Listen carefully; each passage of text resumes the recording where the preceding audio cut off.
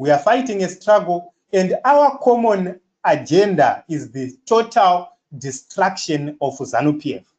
Chatiri kuda ZANU-PF ndechekuti idone. Saka isu chedu kukutudzira dzorwa. And that has been a very, very solid position which has been taken by the people. So I want to say this in conclusion. Never expect to see people like Wana Ostalos, Wana Chibaya, Wana President Chamisa. Never expect to see them coming saying Tirufamba na Geza kanotiji. Whether varufamba vese kanota vasikufamba vese. Nyayaye haisi nyayaye nzipa ushamwari wedu. This is a very dangerous matter. Inoendesa vanhu kujere kana kumakuva.